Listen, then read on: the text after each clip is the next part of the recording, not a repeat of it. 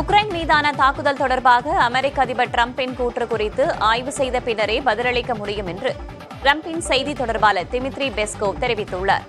அமெரிக்காவும் பிற நேட்டோ உறுப்பு நாடுகளும் இணைந்து உக்ரைனிற்கு உதவும் முடிவு சண்டையை நிறுத்த உதவாது என்றும் அவர் குறிப்பிட்டுள்ளார்.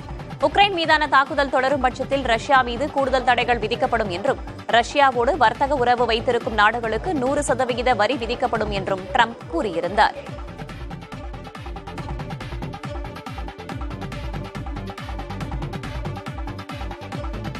சென்னை மெரினா கடற்கரையில் விமானப்படையின் சாகச நிகழ்ச்சியை காண வந்த 5 பேர் உயிரிழந்த சம்பவம் தொடர்பாக தமிழக காவல்துறைக்கு தேசிய மனித உரிமைகள் ஆணையம் நோட்டீஸ் அனுப்பியுள்ளது.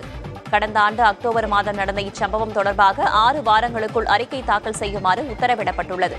முன்னதாக வழங்கப்பட்ட காலக்கெடு முடிவடைந்தும் காவல்துறை அறிக்கை தாக்கல் செய்யாததால் மனித உரிமைகள் ஆணையம் கடும் அதிருப்தி தெரிவித்திருக்கிறது.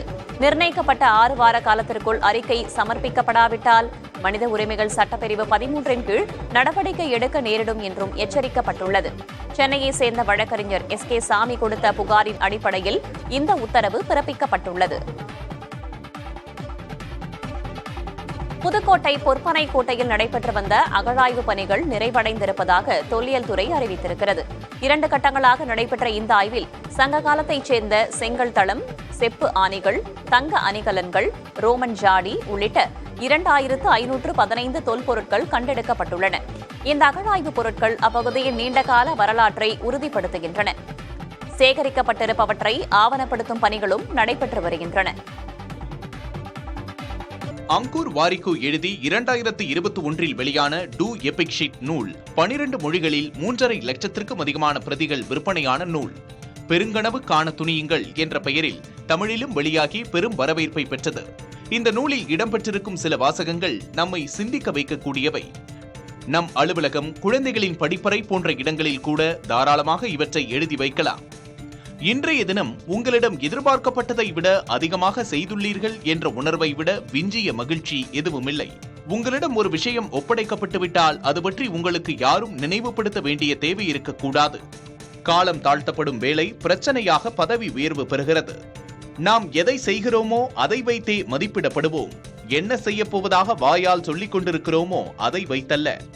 சௌகரியமாக இருக்கிறது என்பதற்காக பல ஆண்டுகளாக ஒரே வேலையை மட்டும் செய்து கொண்டிருப்பது பணி அனுபவம் ஆகாது. உங்களுக்கு சௌகரியமான நாற்காலியை கண்டுபிடிக்கும் முன் முடிந்தவரை பல நாற்காலிகளில் அமர்ந்து பாருங்கள். இந்தியாவில் இன்று ஒரே நாளில் 3 மின்சார கார்கள் அறிமுகமாகியுள்ள நிலையில் இந்திய சந்தைகளை வெளிநாட்டு மின்சார கார் நிறுவனங்கள் குறிவைப்பதாக வல்லுநர்கள் தெரிவிக்கிறார்கள். இந்தியாவிலேயே தயாரிக்கப்பட்ட எலக்ட்ரிக் வாகனமான கேரன்ஸ் கிளாவிஸை கியா நிறுவனம் அறிமுகப்படுத்தியுள்ளது. ஆந்திர மாநிலம் அனந்தபூரில் உள்ள தொழிற்சாலையில் கேரன்ஸ் கிளாவிஸ் உற்பத்தி செய்யப்பட்டுள்ளது. 2 பேட்டரிகளுடன் உற்பத்தி செய்யப்பட்டுள்ள இந்த மின்சார கார் அதிகபட்சமாக 490 கிலோமீட்டர் வேகத்தில் செல்லக்கூடியது என தெரிவிக்கப்பட்டுள்ளது. கேரன்ஸ் கிளாவிஸ் கார்களின் விலை 17,99,000 ரூபாய் முதல் 24,49,000 ரூபாய் வரை என அறிவிக்கப்பட்டுள்ளது. வேகமாக சார்ஜ் செய்யும் வசதி மற்றும் 20க்கும் மேற்பட்ட ஆட்டோமேட்டிக் அம்சங்களுடன் இந்த 7 சீட்டர் வாகனம் அறிமுகப்படுத்தப்பட்டுள்ளது. ஏற்கனவே கியா நிறுவனம் இறக்குமதி செய்யப்பட்ட 2 மாடல் எலக்ட்ரிக் வாகனங்களை இந்தியாவில் விற்பனை செய்து வருகிறது. முன்னதாக டெஸ்லா மின்சார SUV-க்கள் இந்தியாவில் விற்பனையை தொடங்கியுள்ளது. இந்தியாவின் பொருளாதார வளர்ச்சி நடப்பு நிதியாண்டில் 6.5% அதிகரிக்க வாய்ப்புள்ளதாக பிரதமருக்கான பொருளாதார ஆலோசனைக் குழு கூறியுள்ளது. பணவீக்கம் குறைந்திருப்பதை அடுத்து உள்நாட்டின் வளர்ச்சி அதிகரித்திருப்பதாக பொருளாதார ஆலோசனைக் குழுவின் தலைவர் மகேந்திர தேவ் கூறியுள்ளார். ரிசர்வ் வங்கியின் கடன் வட்டி விகிதம் குறைப்பு, பருவமழை நன்கு பெய்திருப்பது ஆகியவையால் பணவீக்கம் குறைந்திருப்பதாகவும் அவர் தெரிவித்திருக்கிறார். இருப்பினும் சர்வதேச அரசியல் பதற்றங்களும் அமெரிக்காவின் வர்த்தக கொள்கையும் பொருளாதார வளர்ச்சிக்கு சவால்களாக இருப்பதாகவும் அவர் கூறினார். இனி சில செய்திகளை அடுத்தடுத்து காணலாம். AI சாட்பாடுகளின் வருகையால் இணையதளங்களின் பயன்பாடு வெகுவாக குறைய தொடங்கியுள்ளது. 80 கோடி பயனர்கள் பாரம்பரிய தேடுபொறிகளை விட சாட்பாடுகளை விரும்புவதாக சிமிலர் வெப் அறிக்கை குறிப்பிடுகிறது. இதனால் இணையதள சேவையை வழங்கும் நிறுவனங்கள் கடும் நெருக்கடிக்கு உள்ளாகியிருக்கின்றன. மக்கள் தேடுபொறியில் தங்களுக்கான தகவல்களை தேடுவதற்கு பதிலாக நேரடியாக சாட் ஜிபிடி, கிராக் உள்ளிட்ட AI சாட்பாடுகளை பயன்படுத்துவது அதிகரித்துள்ளது. சிமிலர் வெப் வெளியிட்ட அறிக்கையின்படி உலகளாவிய இணையதள தேடல் 15% குறைந்துள்ளது. இதனால் இணையதளங்களின் வருவாய் குறைய தொடங்கியுள்ளது. குறிப்பாக அறிவியல், கல்வி மற்றும் சுகாதார தளங்கள் 31% வரை இழப்பை சந்தித்துள்ளன. அதேபோல கூகுளிலும் AI மூலம் தரப்படும் சுருக்கங்களோடு மட்டும் மக்கள் தங்கள் தேடலை முடித்துக் கொள்கிறார்கள்.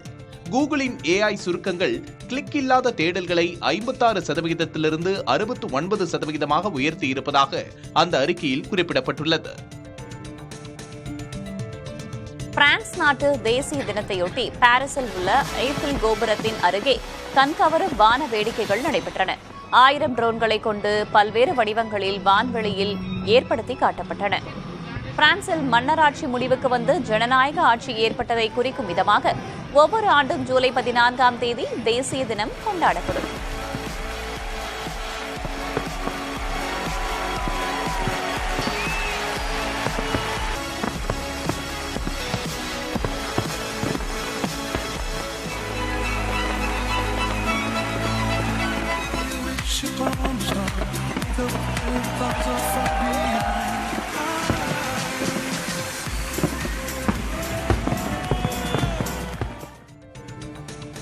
உலகின் 4வது மிகப்பெரிய பொருளாதாரமாக இந்தியா கூறப்படும் நிலையில் இங்கிருந்து ஏன் ஒரு சாட் ஜிபிடி உருவாகவில்லை, ஏன் ஒரு டிக்டாக் உருவாகவில்லை என ரிசர்வ் வங்கி முன்னாள் ஆளுநரும் பொருளாதார நிபுணருமான ரகுராம் ராஜன் கேள்வி எழுப்பியுள்ளார். பத்திரிகை ஒன்றில் கட்டுரை எழுதியுள்ள அவர், சோனி, டொயாட்டோ போல் உலகெங்கும் பிரபலமான ஒரு பிராண்ட் இந்தியாவிலிருந்து இன்னும் ஏன் வரவில்லை என்பது குறித்து சிந்திக்க வேண்டும் என கூறியுள்ளார். இந்தியாவில் மிகப்பெரிய ஜாம்பவான் நிறுவனமாக கருதப்படுபவை எல்லாம் உலக அளவில் சிறிய நிறுவனங்களாகி விடுவதாக ரகுராம் ராஜன் தெரிவித்துள்ளார். அரசுகள் அளிக்கும் பாதுகாப்பால் இந்திய நிறுவனங்கள் போட்டியிடும் திறனை அடைவது தடுக்கப்படுவதாகவும் புதுமை படைப்பது தடுக்கப்படுவதாகவும் ரகுராம் ராஜன் இதற்கு விளக்கம் அளித்துள்ளார். புதுமைகள் படைப்பதில் முனைப்பு காட்டுவதன் மூலமே உலக அரங்கில் இந்தியா பளிச்சிட முடியும் என்றும் அவர் விளக்கம் அளித்துள்ளார். அதே நேரம் இந்தியாவில் பல்கலைக்கழக அளவிலான ஆராய்ச்சிகள் பெரிதாக ஒன்றும் நடைபெறவில்லை என்றும் உருவான புதிய கண்டுபிடிப்புகள் கூட வர்த்தக ரீதியாக மாற்றப்படவில்லை என்றும் ரகுராம் ராஜன் கூறியுள்ளார். 2024-25 நிதியாண்டில் பாஜகவுக்கு வேதாந்தா நிறுவனம் நன்கொடை வழங்கியது 4 மடங்கு அதிகரித்துள்ளது. அந்நிறுவனத்தின் ஆண்டறிக்கையில் இது தெரியவந்துள்ளது. 2024-25 நிதியாண்டில் அரசியல் நன்கொடைகள் வழங்கியது 157 கோடி ரூபாய் என்று கூறப்பட்டுள்ளது. பாஜகவுக்கு நன்கொடையாக 97 கோடி ரூபாயும், பிஜு ஜனதா தளத்திற்கு 25 கோடி ரூபாயும் வழங்கப்பட்டுள்ளன.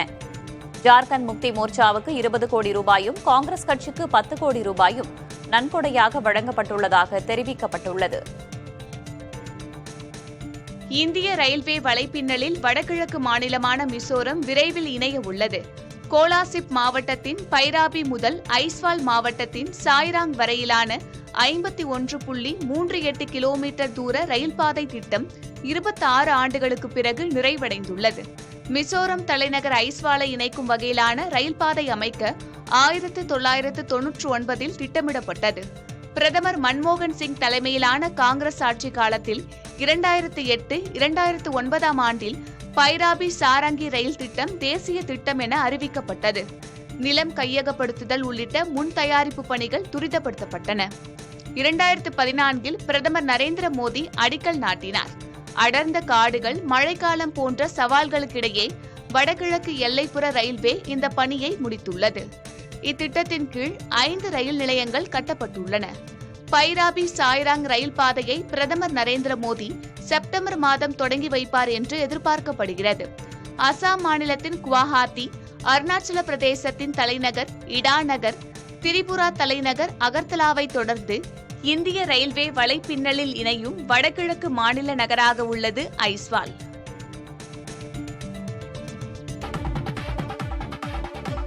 கட்சிக்கும் உங்களுடன் ஸ்டாலின் திட்டத்திற்கும் எந்த சம்பந்தமும் இல்லை என்று தமிழக சுற்றுலாத்துறை அமைச்சர் ராஜேந்திரன் தெரிவித்தார். உங்களுடன் ஸ்டாலின் திட்டம் மூலம் பொதுமக்களிடம் பெறப்படும் செல்போன் எண்களை திமுக ஐடி விங்கிற்கு கொடுக்க திட்டம் உள்ளதாக அதிமுக பொதுச் செயலாளர் பழனிசாமி விமர்சனம் செய்திருந்தார். இந்த நிலையில் உங்களுடன் ஸ்டாலின் திட்டம் முழுக்க முழுக்க அரசு சார்ந்தது என்று அமைச்சர் ராஜேந்திரன் பதிலளித்தார்.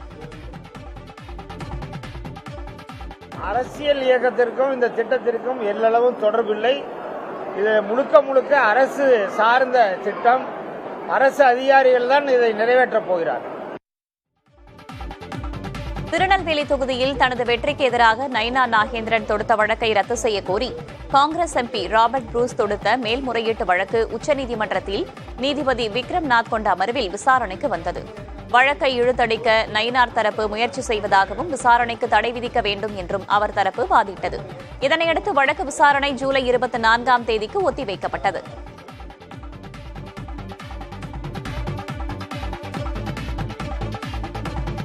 இந்தியாவின் ஏற்றுமதி கடந்த ஆண்டின் ஜூன் மாதத்தில் இருந்த அளவிலேயே இந்த ஆண்டும் இருந்ததாக மத்திய அரசு கூறியுள்ளது. ஜூன் மாதத்தில் ஏற்றுமதி 3,02,000 கோடி ரூபாயாக உள்ளதாக தெரிவிக்கப்பட்டுள்ளது. அதே நேரம் இறக்குமதி 3.71% குறைந்து 4,63,000 கோடி ரூபாயாக குறைந்திருப்பதாக தெரிவிக்கப்பட்டுள்ளது. நடப்பு நிதியாண்டின் ஏப்ரல் முதல் ஜூன் மாதம் வரையிலான முதல் காலாண்டில் ஏற்றுமதி 1.92%, இறக்குமதி 4.24% அதிகரித்திருப்பது மத்திய அரசின் புள்ளி விவரங்களில் தெரியவந்துள்ளது.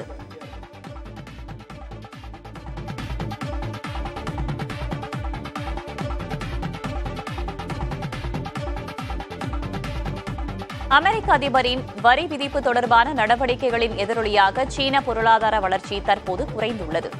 கடந்த ஏப்ரல் முதல் ஜூலை மாதம் வரையிலான காலாண்டில் நாட்டின் பொருளாதார வளர்ச்சி 5.2% குறைந்துள்ளதாக தெரிவிக்கப்பட்டுள்ளது. ஜனவரி முதல் மார்ச் மாதம் வரையிலான முந்தைய காலாண்டில் இந்த வளர்ச்சி விகிதம் 5.4 இருந்தது குறிப்பிடத்தக்கது. நடப்பாண்டின் முதல் பாதியில் சீன பொருளாதார வளர்ச்சி 5.3% இருப்பதாக தெரிவிக்கப்பட்டுள்ளது.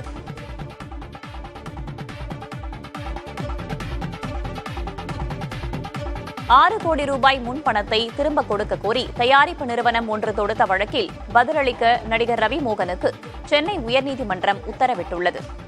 பாபி டச் கோல்ட் யூனிவர்சல் என்ற நிறுவனம் ரவிமோகனுக்கு எதிராக சென்னை உயர்நீதிமன்றத்தில் மனு தாக்கல் செய்துள்ளது.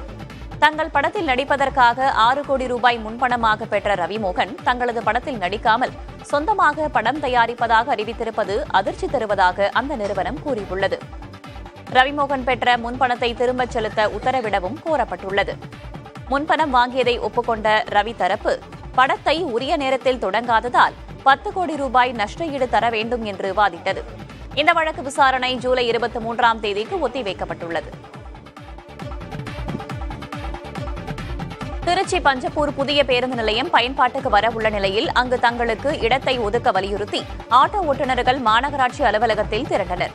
கடந்த மே மாதம் முதலமைச்சரால் திறந்து வைக்கப்பட்ட பஞ்சப்பூர் புதிய பேருந்து நிலையம் நாளை முதல் மக்களின் பயன்பாட்டிற்கு வரவுள்ளது. அங்கு ஆட்டோ ஓட்டுநர்களுக்கு இடம் ஒதுக்க கோரி சிஐடியு, ஏஐடியுசி, எஸ்டிபிஐ உள்ளிட்ட தொழிற்சங்கத்தினர் மாநகராட்சி அலுவலகத்தில் குவிந்தனர். ஏற்கனவே திருச்சி மத்திய பேருந்து நிலையத்தில் ஆட்டோக்களை ஓட்டி வந்த ஆட்டோ ஓட்டுநர்களுக்கு முன்னுரிமை வழங்க வேண்டும் என்று ஒரு தரப்பினரும், பஞ்சப்பூரைச் சேர்ந்த ஆட்டோ ஓட்டுநர்களுக்கு இடம் அளிக்குமாறு மற்றொரு தரப்பினரும் முறையிட்டனர்.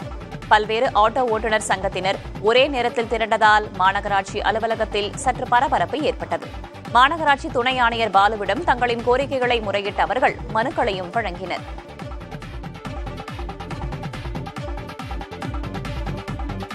கேரள மாநிலம் கண்ணூரில் குளத்தில் விழுந்த குழந்தையை ஏற்றிச் சென்ற ஆம்புலன்ஸுக்கு பைக் ஓட்டுநர் ஒருவர் வழிவிடாமல் சென்ற காணொளி வெளியாகியுள்ளது.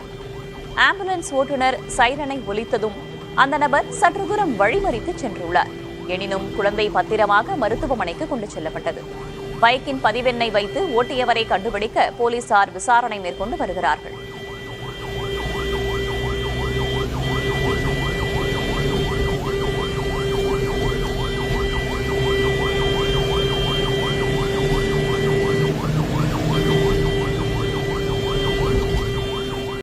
தமிழ்நாடு ஓரணியில் அணிவகுத்திருக்கும் நிலையில் டெல்லி அணியின் காவி திட்டம் தமிழகத்தில் பலிக்காது என முதலமைச்சர் மு.க.ஸ்டாலின் தெரிவித்துள்ளார். ஒடுக்கப்பட்ட மக்களின் ஒளி விளக்காய் திகழ்ந்த இளைய பெருமாளின் நூற்றாண்டு நினைவரங்கத்தை கடலூர் மாவட்டம் சிதம்பரத்தில் முதல்வர் மு.க.ஸ்டாலின் திறந்து வைத்தார். அப்போது பேசிய அவர், அயோத்திதாச பண்டிதர், ரெட்டமலை சீனிவாசன், MC ராஜா உள்ளிட்டோர் வரிசையில் சமூக சீர்திருத்தத்திற்காக போராடியவர் இளைய பெருமாள் என்று புகழாரம் சூட்டினார். இவ்விழாவில் தன்னுடைய அழைப்பை ஏற்று வந்ததாக கூட்டணி கட்சி தலைவர்களின் பெயர்களை குறிப்பிட்ட முதல்வர் மு.க.ஸ்டாலின், திராவிட மாடல் அரசின் திட்டங்களுக்கு துணையாக இருப்பதை வெளிப்படுத்த கூட்டணி தலைவர்கள் வந்துள்ளதாக குறிப்பிட்டார். இந்த விழாவுக்கு என்னுடைய அழைப்பை ஏற்று வருகை தந்திருக்கக்கூடிய சகோதரர் செல்வ பெருந்தகை அவர்களும் தோழர் பாலகிருஷ்ணன் அவர்களும் முத்தரசன் அவர்களும் பேராசிரியர் ஐயா காதர் மைதீன் அவர்களும் KS அழகிரி அவர்களும் வேலுமுருகன் இப்படி எல்லோரும் இங்கே வருகை தந்திருக்கிறார்கள். ஐயா இளைய பெருமாள் அவர்களுக்காக மட்டுமல்ல, அதற்காக மட்டும் வந்திருப்பதாக நான் கருதவில்லை. நமது திராவிட மாடல் அரசினுடைய அனைத்து சமூக திட்டங்களுக்கும் துணையாக இருப்பவர்கள் இவர்கள் என்பதை வெளிப்படுத்துவதற்கு வந்திருக்கிறார்கள். அதனால் அனைவருக்கும் எனது நன்றியை நான் தெரிவித்துக் கொள்ள விரும்புகிறேன். இந்த மேடையில் பெரியாரிய வழியில் வந்த திராவிட இயக்க தலைவர்கள், மார்க்சிய சிந்தனை கொண்டிருக்கக்கூடிய பொது உடைமை இயக்கத்துடைய தலைவர்கள், காந்திய வழியில் வந்திருக்கக்கூடிய தேசிய இயக்கத்துடைய தலைவர்கள், அம்பேத்கர் இயக்க தலைவர்கள் எல்லோரும் ஒற்றுமையா இருக்கும். இதுதான் ஓரணிகள் தமிழ்நாடு. அதைத்தான் திருமாவளவன் இங்கே பெருமையோடு குறிப்பிட்டு சொன்னார். நானும் அதை வழிமொழிகிறேன், உறுதியோடு சொல்கிறேன். தமிழ்நாடு இப்படி ஓரணியில் இருக்கிறப்போ எந்த டெல்லி அணியோடு காவி திட்டமும் இங்கே வலிக்காது. 2026 சட்டமன்ற தேர்தலில் திமுக கூட்டணிக்கு விழும் 100 வாக்குகளில் 25 வாக்குகள் விடுதலை சிறுத்தைகள் கட்சியினுடையதாக இருக்கும் என்று அக்கட்சியின் தலைவர் திருமாவளவன் தெரிவித்துள்ளார். முதலமைச்சர் முன்னிலையில் அவர் இதனை தெரிவித்திருப்பது விசிகவிற்கான பலத்தை நிரூபிக்கவா என்ற கேள்வி எழுந்திருக்கிறது. திராவிட முன்னேற்றக் கழகத்தின் தலைமையிலான மதசார்பற்ற முற்போக்கு கூட்டணியாக டிராவிடியன் மாடல் என்று சொல்லப்படக்கூடிய இந்த அரசு மறுபடியும் மலரக்கூடிய ஒரு அணியாக அமையும். அதற்கு விடுதலை சிறுத்தைகள் உற்ற துணையாக தமிழகம் தழுவிய அளவில் இருப்போம். திராவிட முன்னேற்றக் கழகத்திற்கு விழுகிற 4 வாக்குகளில் 1 வாக்கு சிறுத்தைகளின் வாக்காக இருக்கும். 100 வாக்குகளில் 25 வாக்குகள் சிறுத்தைகளின் வாக்குகளாக இருக்கும். ஒரு வாக்கு கூட சிந்தாமல் சிதறாமல் திராவிட முன்னேற்றக் கழகத்தின் தலைமையிலான மதசார்பற்ற முற்போக்கு கூட்டணிக்கு கொத்து கொத்தாக விழுவும் என்கிற அளவுக்கு நாம் களப்பணி ஆற்றுவோம். கருணாநிதி காலத்தில் பாஜகவுடன் கூட்டணி அமைத்தபோது திமுகவை தங்களது தரப்பு விழுங்கினோமா என்று கேள்வி எழுப்பியுள்ள தமிழக பாஜக தலைவர் நைனா நாகேந்திரன், காங்கிரஸ் விசிக கட்சிகளை திமுகவிடம் அவர்கள் அடகு வைத்திருக்கிறார்களா என்றும் வினவினார். விரக்தியிலும் இருக்கிறாங்க. ஏன்னா நிச்சயமா அவங்க தோக்க போறதுங்க உறுதி அப்படிங்கிறது எல்லாருக்குமே தெரியுது. அந்த பதட்டத்தில் எதையாவது அடுக்குமுறையில் பேசிட்டு ஓரணியில் திரளுமோ படிங்கிறது. ஆனா இதே காவி கும்பலில் தான் 1999ஆம் ஆண்டு கலைஞர் அவர்கள் கூட்டணி வச்சாங்க. இவரும் அன்னைக்கு தான் இருந்தாங்க. அந்த காவி கும்பல் கூட தான் அன்னைக்கும் இருந்தாங்க. அதாவது ஒருத்தர் கூட்டணியில் இருக்குதுன்னா அடகு வச்சுட்டு நீங்க சொல்லல, அதை அடகு வச்சிருக்காங்க அப்படின்னு வேற சொன்னாங்க. அப்படி கிடையாது. அப்படின்னா இப்போ விடுதலை சிறுத்தைகளும் காங்கிரஸ் கட்சியும் இவங்கள்ட்ட போய் அடகு வச்சிருக்காங்களா? அதுக்கெல்லாம் அவங்க பதில் சொல்லணும். பாரதிய ஜனதா கட்சி இவங்களோட கூட்டணி வச்சிருந்தோம். அப்ப இவங்கள முழுங்கனமா? நாங்க 99 கூட்டணி வச்சு இவங்கள முழுங்கனமா? அவங்க தோல்வி பயத்தில் ஏதாவது சொல்லணும் அப்படின்னு சொல்லிட்டே இருக்கிறாங்க. தவிர எங்களுக்கு தமிழ்நாட்டில் நல்ல ஆட்சி வரணும். பிரிட்டன் நாட்டில் வருடாந்திர அன்னப்பறவைகள் கணக்கெடுப்பு பணிகள் தொடங்கின. 12ஆம் நூற்றாண்டு முதல் பின்பற்றப்படும் இந்த நிகழ்வில் லண்டன் தேம்ஸ் நதியில் மிதக்கும் அன்னப்பறவைகளை எண்ணும் பணியில் பிரத்யேக குழு ஈடுபட்டு வருகிறது. 5 நாட்கள் நடைபெறும் இந்த பணியின் போது சுமார் 127 கிலோமீட்டர் தூரம் வரை குழுவினர் நதியில் பயணித்து அன்னப்பறவைகளை கணக்கெடுப்பார்கள். இங்கிலாந்தில் உள்ள ஒவ்வொரு அன்னப்பறவையும் அரச குடும்பத்திற்கு சொந்தமானது. அன்னப்பறவையில் இறகு பொருத்தப்பட்ட அலங்கார தொப்பி மன்னருடைய தனித்துவமான அடையாளமாக கருதப்படுகிறது.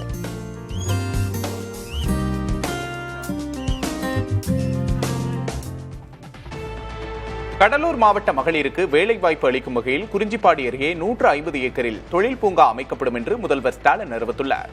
சிதம்பரம் லால்புரத்தில் பட்டியலின தலைவர் எல் இளையபெருமாள் நூற்றாண்டு அரங்கத்தை ஸ்டாலின் திறந்து வைத்தார். அப்போது குறிஞ்சிப்பாடி அடுத்த கொடுக்கம்பாளையத்தில் சுமார் 75 கோடி ரூபாய் மதிப்பில் தோல் அல்லாத காலனி மற்றும் உதிரி பாகங்கள் தயாரிக்கும் தொழிற்பூங்கா அமைக்கப்படும் என தெரிவித்தார். இதனால் 12,000 பெண்களுக்கு வேலைவாய்ப்பு கிடைக்கும் என்றும் தெரிவித்தார். தமிழகத்தின் பல்வேறு மாவட்டங்களிலும் கர்மவீரர் காமராஜரின் பிறந்தநாள் கொண்டாடப்பட்டது. அமைச்சர்கள், அரசியல் தலைவர்கள் பலரும் காமராஜரின் திருவுருவச் சிலைக்கு மாலை அணிவித்து மரியாதை செலுத்தினர். மேலும் பள்ளி மாணவர்களுக்கான கல்வி உதவித்தொகை மற்றும் நோட்டு புத்தகங்கள் வழங்கப்பட்டது. ஒரு சில இடங்களில் காமராஜர் பிறந்தநாளையொட்டி மினி மாரத்தான் ஓட்டமும் நடைபெற்றது.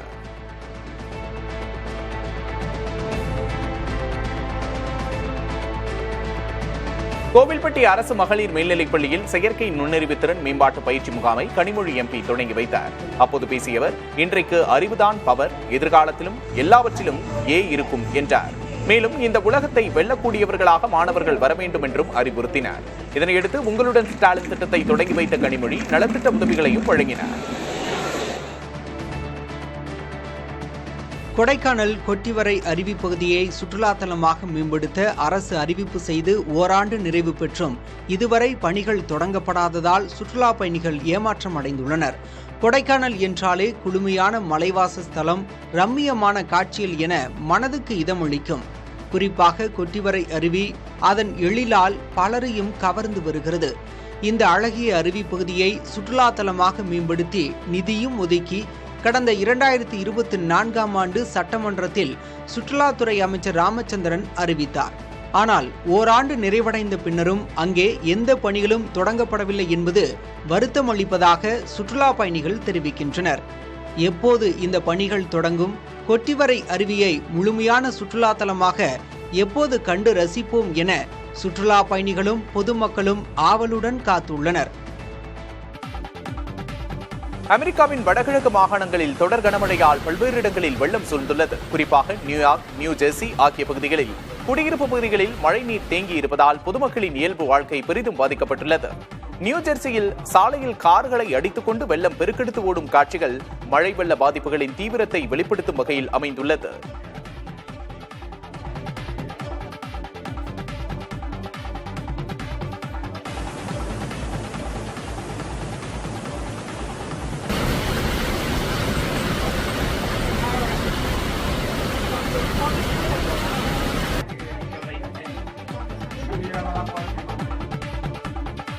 இந்திய ராணுவம் குறித்து அவதூறாக பேசியதாக தொடரப்பட்ட வழக்கில் மக்களவை எதிர்க்கட்சித் தலைவரும் காங்கிரஸ் மக்களவை உறுப்பினருமான ராகுல் காந்திக்கு லக்னோ நீதிமன்றம் பிணை வழங்கி உத்தரவிட்டுள்ளது. 2022ஆம் ஆண்டு பாரத் ஜோடோ யாத்திரையின் போது இந்திய ராணுவ வீரர்கள் குறித்து அவதூறாக பேசியதாக ராகுல் காந்தி மீது வழக்கு தொடக்கப்பட்டது. இது தொடர்பான விசாரணைக்கு லக்னோவில் உள்ள MP MLA-க்களுக்கான சிறப்பு நீதிமன்றத்தில் ராகுல் காந்தி நேரில் ஆஜரானார். அப்போது ராகுல் தரப்பில் தாக்கல் செய்யப்பட்ட மனுவை ஏற்று நீதிபதி அலோக் வர்மா பிணை வழங்கி உத்தரவிட்டார். இவ்வழக்கு தொடர்பான விசாரணை ஆகஸ்ட் 13ஆம் தேதிக்கு ஒத்திவைக்கப்பட்டுள்ளது.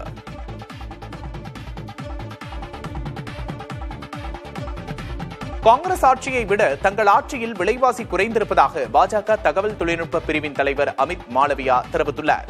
மன்மோகன் சிங் ஆண்டபோது சராசரி பணவீக்கம் 8.1% இருந்ததாகவும் மோடி ஆட்சியில் அது 5.1% மட்டுமே இருப்பதாகவும் கூறியுள்ளார். தேசிய புள்ளியியல் அலுவலகம் சில்லறை பணவீக்கம் 6 ஆண்டுகளில் இல்லாத அளவுக்கு குறைந்திருப்பதாக தெரிவித்திருந்த நிலையில் பாஜகவின் விளக்கம் வெளியாகியுள்ளது.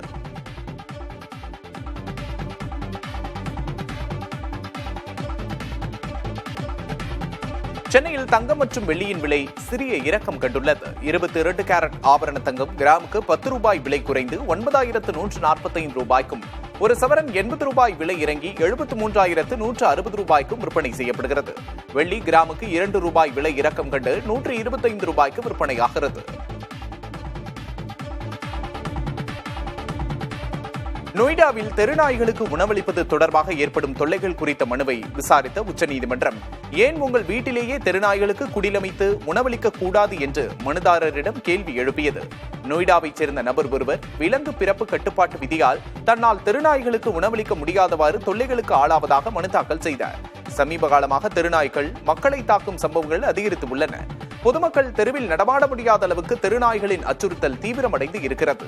இந்த சூழலில் தன்னால் தெருநாய்களுக்கு உணவளிக்க முடியவில்லை என்று நொய்டா நபர் தாக்கல் செய்த மனுவை விசாரித்த நீதிபதிகள் விக்ரம்நாத் மற்றும் சந்தீப் மேத்தா ஆகியோர் அடங்கிய அமர்வு கோபமடைந்தனர். விலங்குகள் எல்லா இடத்திலும் உள்ளன, மனிதர்களுக்கு தான் இடமில்லை, ஏன் உங்கள் வீட்டிலேயே உணவளிக்க கூடாது, யாரும் உங்களை தடுப்பதில்லை என்று தெரிவித்தனர்.